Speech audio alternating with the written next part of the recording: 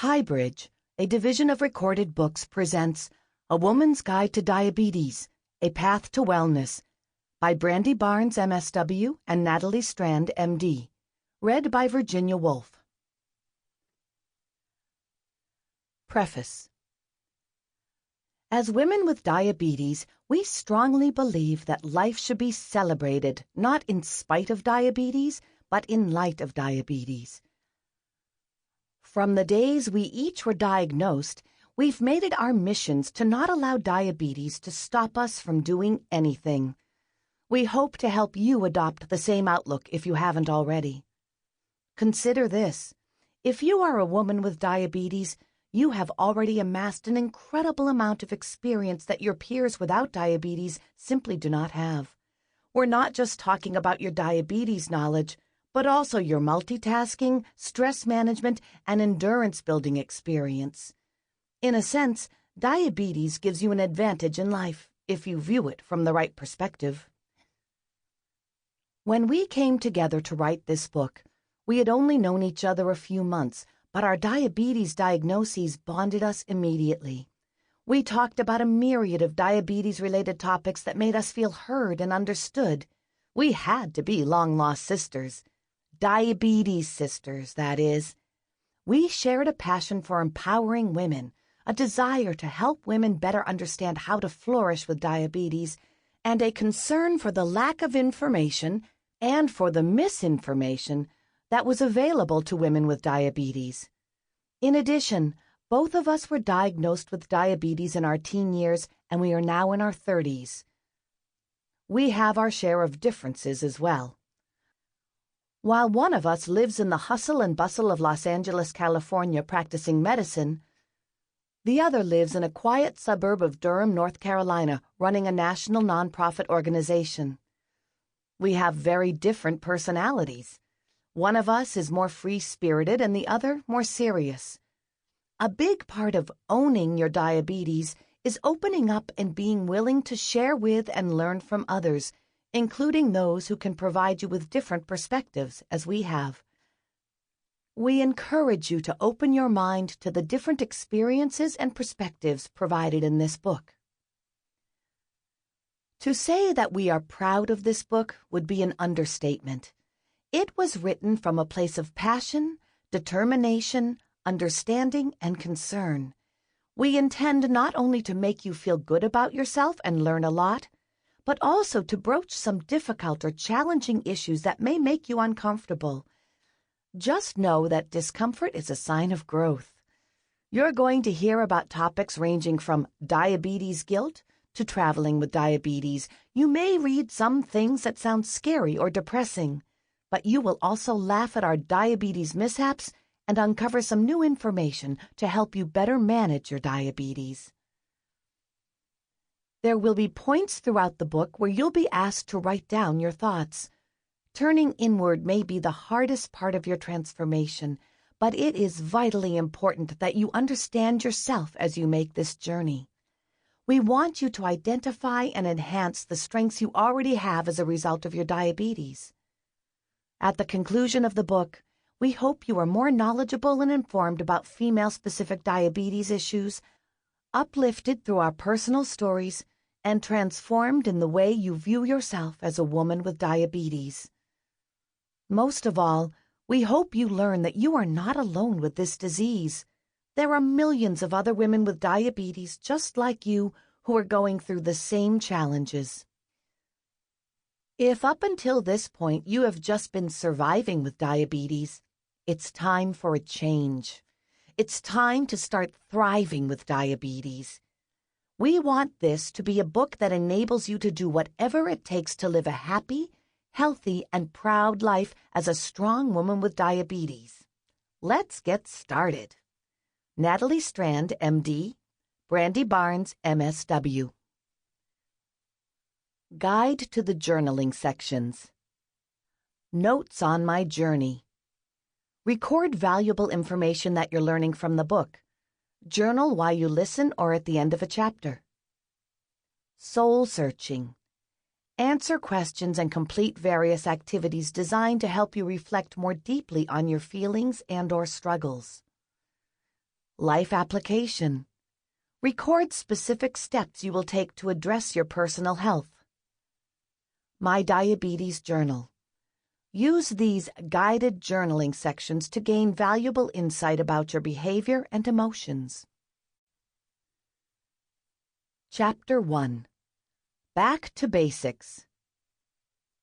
Natalie says, for many 12-year-old girls, the summer before middle school is a really important time. It's when they start to feel like grown-ups. I spent that summer wondering more than what my new school would be like, because that was the summer I was diagnosed with diabetes. I had all of the classic symptoms, but at the time, no one was looking for them. I had to use the restroom all the time. I was always thirsty. Even though I was skin and bones, I was rapidly losing weight. My legs were cramping severely from dehydration. One weekend, I escaped the Arizona heat by heading to a camp in the woods with a local group. I became pretty well known among the other campers. Because I was so thirsty, I was drinking soda at such an impressive rate that I built an enormous pyramid with the empty cans in my bunk. By the time I returned home just 2 days later, I was definitely feeling and looking a lot worse. When my parents picked me up, they took one look at me and knew that something was very wrong. My dad is a physician, and he was suspicious enough to buy keto sticks from the local pharmacy to test my urine for ketones. I tested positive, and he instantly knew that I had diabetes. He told me that I had to pack up and get ready for a trip to the hospital. Back then, in 1990, a diabetes diagnosis required an almost 2-week hospital stay. As I was getting ready to go to the hospital, I remember gazing over at a large bag of gummy bears that I had stashed in my bedroom. My 12-year-old mind worried that I would never be able to have those gummy bears again. Looking back as an adult, I have to laugh at the fact that this was my biggest concern.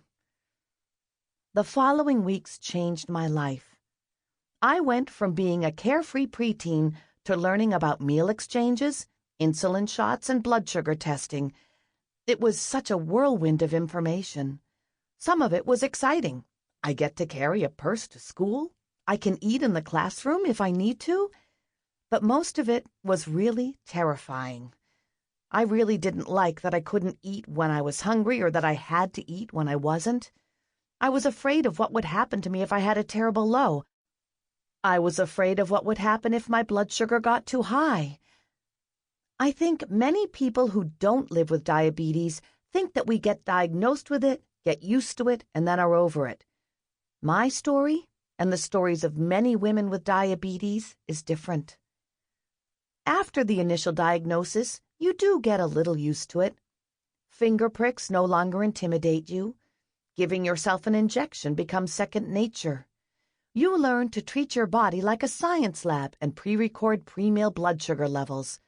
So you figure it out a little bit, and then life changes and you need to learn something else. Just when you have that issue figured out, life changes again. It's a constant learning process.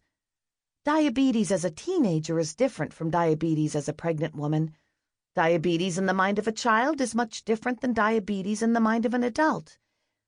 My years in medical school were very difficult because I was learning in detail all of the things that could go wrong with diabetes, and it terrified me. To make it harder, I didn't have any friends with diabetes or know any other women who were living with the same fears and challenges. My diabetes story is still being written. I've lived with my diabetes for 25 years now. I took diabetes with me to France when I studied abroad in college. I lugged it through medical school and my residency program. Diabetes came with me around the world in planes and helicopters when I was a racer on a popular endurance reality show, The Amazing Race. Diabetes walked down the aisle with me as I married a very supportive man. I can't even begin to imagine where else I will go with my diabetes in tow. The point is, diabetes is always there. No vacations, no days off, no breaks. As women with diabetes, we need to know how it will be a part of our lives and what we can do to make sure we are living our best lives. I learn something new about diabetes every day, and much of the time it's from other women who have been where I'm going. Diabetes is complicated, and it's very important to know not only how it affects us physically, but also how it affects us on an emotional and spiritual level. I know for sure that there is no one way to figure it all out. However, I do believe that with the right tools, we can be prepared to figure out what needs to be done in every challenging situation. Soul searching. What were your thoughts about diabetes prior to your diagnosis?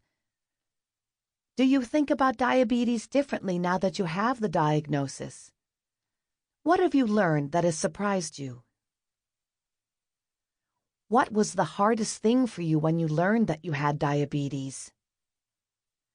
What helped you move past some of your initial fears? If you have fears, what are some ways you can help calm those fears? So let's start by going back to basics. What is diabetes exactly? It's important to understand the entire spectrum of diabetes, including the different types, so that we can effectively educate and relate to others. In medical terms, diabetes is a metabolic disease that results in elevated blood glucose levels. Put simply, diabetes is a chronic disease that results in high levels of sugar in the blood. Diabetes goes by several names: type 1 diabetes, type 2 diabetes, adult onset diabetes, juvenile onset diabetes, the sugars, sugar diabetes, gestational diabetes, insulin-dependent diabetes, non-insulin-dependent diabetes, and prediabetes. There is some basic physiology that we all should understand. When you eat food, the body breaks down all of the carbohydrates into glucose, sugar, that enters your bloodstream by getting absorbed through your gastrointestinal tract. Throughout this book, we will use glucose and sugar interchangeably. In response, your pancreas, an organ behind your stomach, releases insulin. Insulin allows the sugar to move out of the bloodstream and into your cells where it can be used for energy. This sugar is the basic fuel for the cells of your body. When glucose builds up in the blood instead of going into cells, it is toxic for the body and can lead to health problems. Diabetes usually happens because the body stops making insulin or because the body becomes less responsive to insulin that is being made. Either way, the insulin-glucose relationship is off balance, and the result is high levels of sugar in the blood. It is also important to note that glucose can be made in your body even if you're not eating any carbohydrates. Your liver has the ability to store and release sugar as your body needs it. This is why there can be health problems due to low insulin levels even if you're not eating at all. Overall, there are 4 main types of diabetes. Type 1 diabetes, formerly called juvenile onset diabetes or insulin-dependent diabetes. Type 2 diabetes, formerly called adult onset diabetes or non-insulin-dependent diabetes. Gestational diabetes, pregnancy diabetes, prediabetes, elevated blood sugar levels but not high enough for a diabetes diagnosis. Type 1 diabetes. This is the kind of diabetes that Brandy and I have. Type 1 diabetes often presents at a young age, but it is definitely possible for adults and even seniors to develop type 1 diabetes.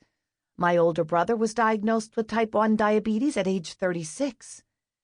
Type 1 diabetes is an autoimmune disease that is caused by a combination of genetic and environmental triggers, resulting in destruction of beta cells and a lifelong dependency on the administration of insulin. In plain English, due to a lot of influences, including our DNA and the world around us, the body loses its ability to make insulin. The body actually attacks and kills the insulin-producing cells in the pancreas. These insulin-making cells are called beta cells of the islets of Langerhans. Fancy name, right? When the beta cells are attacked and destroyed, the body doesn't have any way to make insulin, and a lifelong dependency on insulin begins. Insulin is so important because this is the hormone that regulates carbohydrate, protein, and fat metabolism in the body. Insulin promotes uptake and use of the building blocks from dietary carbohydrate and fat for storage in our organs as a source of future energy. Insulin promotes the uptake and retention of the building blocks of protein by our organs. Furthermore, insulin prevents the breakdown of protein and prevents breakdown of storage forms of energy into fuels. Without insulin, energy from our food that should be stored in our bodies for later use is stuck in the bloodstream and not usable. As a result, our body breaks its own tissues down for energy. Uncontrolled diabetes in many ways resembles starvation. Those of us living with type 1 diabetes have to take insulin, either by shots or insulin pumps, for survival. Without enough insulin, sugar will stay in the bloodstream where it is toxic, unusable, and can lead to devastating health problems. With too much insulin, hypoglycemia or low blood sugar can result. This can lead to mental changes, slowed thinking, shakiness, sweating, weakness, rapid heart rate, and even loss of consciousness. So it's a constant balancing act to have enough insulin on board to get sugar into our cells, but not so much insulin that it takes too much sugar out of our bloodstream and leads to hypoglycemia, low blood sugar. According to the Centers for Disease Control and Prevention's National Diabetes Statistics Report 2014, 13.4 million women aged 20 years or older in the U.S. had diabetes in 2012. This number includes diagnosed and undiagnosed diabetes in type 1 and type 2. The classic symptoms are polyuria, frequent urination, polydipsia, increased thirst, polyphagia, increased hunger, and weight loss. Type 1 diabetes is diagnosed primarily by testing for elevated blood sugar levels. There are several different tests that are used to diagnose type 1 diabetes, and I will outline the most common ones at the end of this chapter. Other tests may be performed at the time of type 1 diagnosis, such as thyroid function tests, to determine if there are any other health problems present. For all of these tests to give reliable results, you must be free from infections and viruses and not be taking medicines that could affect your blood glucose. If you're diagnosed with diabetes, you may also be tested for autoantibodies that are common in type 1 diabetes through a C-peptide test. These tests can help distinguish between type 1 and type 2 diabetes. The presence of ketones, byproducts from the breakdown of fat, in your urine also suggests type 1 diabetes rather than type 2 diabetes. Once you've been diagnosed with type 1 diabetes, you'll regularly visit your doctor to ensure good diabetes management. During these visits, the doctor will check your A1C levels. Your target A1C goal may vary depending on your age and various other factors, but the American Diabetes Association generally recommends that A1C levels be below 7%, which translates to an estimated average glucose of 154 milligrams per deciliter, 8.5 millimoles per liter. Type 2 diabetes. Type 2 diabetes is by far the most common form of diabetes. According to the American Diabetes Association, 12.6 million, or roughly 11% of all women aged 20 years or older have type 2 diabetes. Unlike type 1 diabetes, in type 2 diabetes, the body is still able to make insulin. Diabetes develops with insulin in your system because either the body does not produce enough insulin or the cells in the body don't respond normally to insulin. When your fat, liver, and muscle cells do not respond correctly to insulin, this is called insulin resistance. As a result, blood sugar does not get out of the bloodstream and into your cells to be used or stored for energy. This is called hyperglycemia, or elevated blood sugar.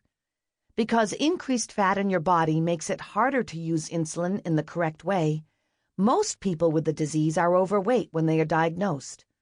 Although being overweight increases the risk for type 2 diabetes, Type 2 can also develop in people who are thin and/or who have a significant family history for diabetes. Family history and genes play a large role in type 2 diabetes. Other risk factors include low activity level, poor diet, and excess body weight around your belly. Type 2 diabetes usually occurs slowly over time. Often, people with type 2 diabetes have no symptoms at first. They may not have symptoms for many years. This is why it is important to be screened for high blood sugar if you have a family history or risk factors. Your healthcare provider may suspect that you have diabetes if your blood sugar level is greater than or equal to 200 milligrams per deciliter, and the diagnosis is confirmed if there are classic symptoms of hyperglycemia or hyperglycemia crisis. Otherwise, to confirm the diagnosis, more tests need to be done. We will go over these tests.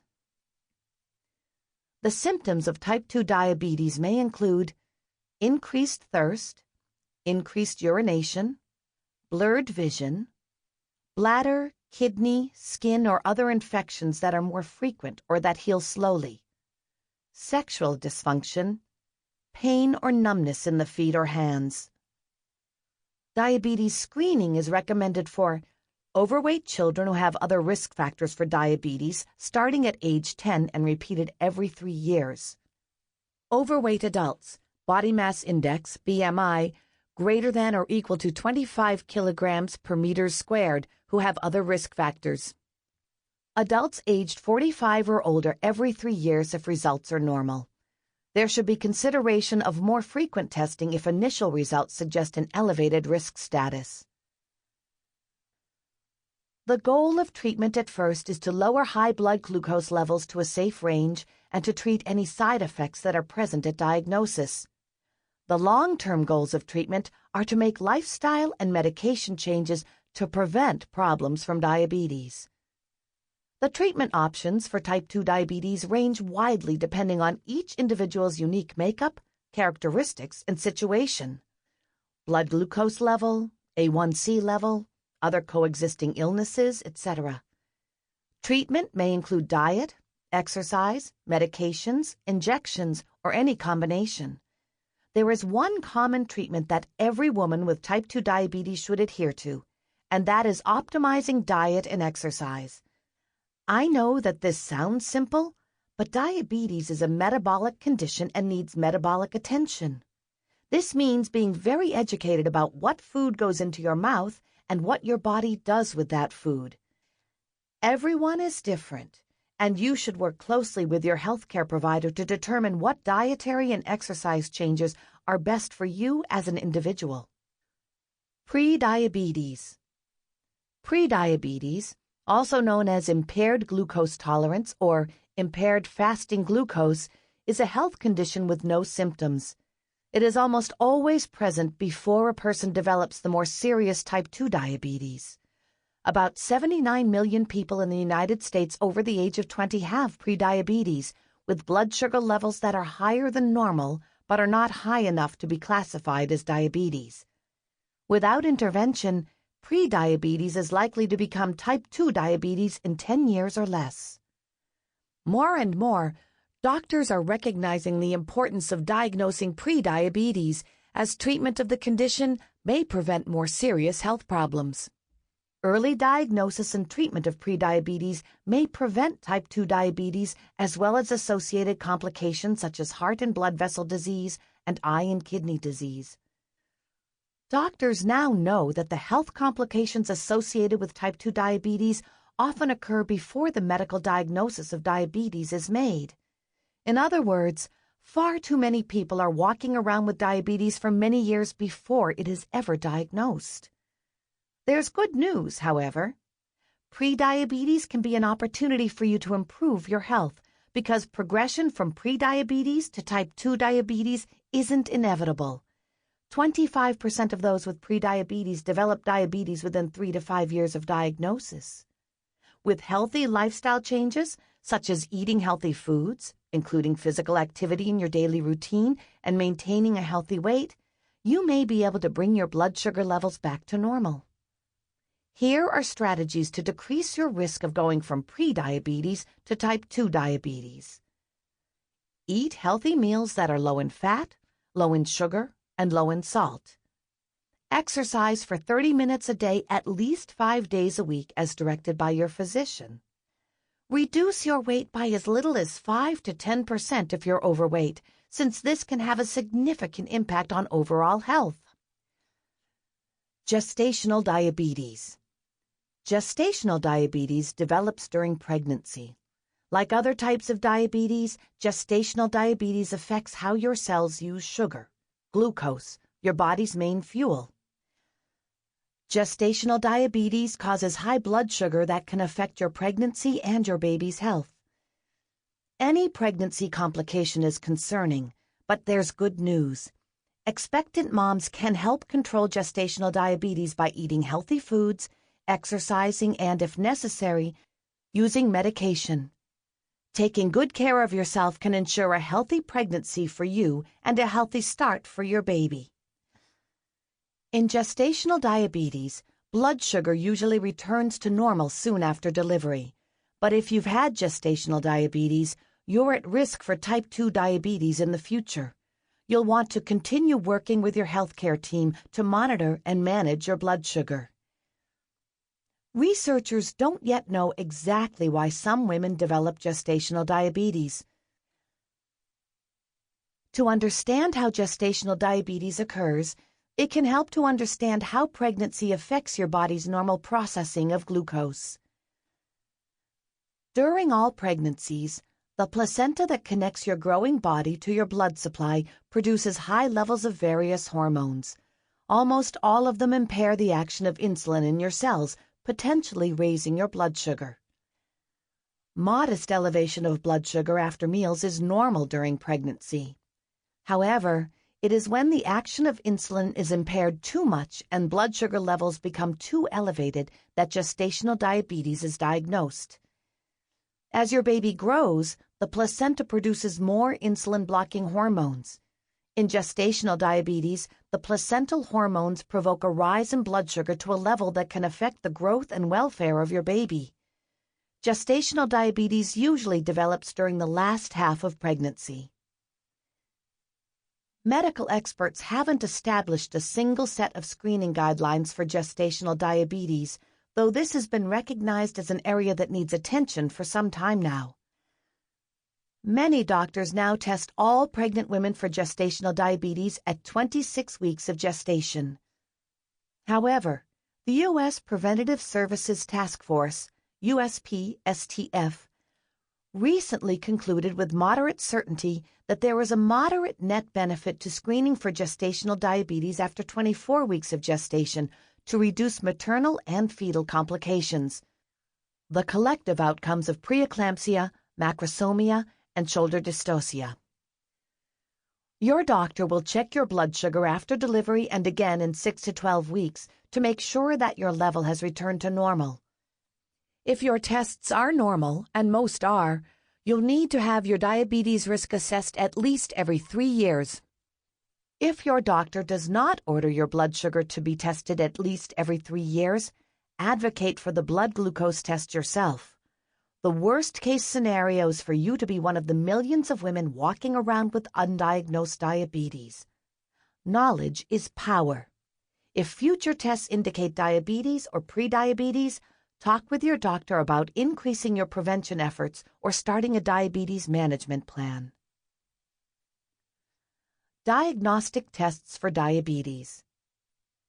Fasting blood glucose, FBG. In an FBG test, a blood sample is obtained after a period of fasting for at least 8 hours. This usually means no food or drink, except water, is taken after midnight on the night before the test. A blood sample is usually drawn early the next day before any food is eaten or beverages consumed. If the results of this test reveal a glucose reading of 126 milligrams per deciliter or higher, it indicates diabetes. To confirm the diagnosis, it is usually necessary to repeat the test a second time on a different day. Fasting glucose levels are normally between 70 and 100 milligrams per deciliter in a person without diabetes. The FBG test is the most commonly used test for diagnosing diabetes. Sample complete. Ready to continue?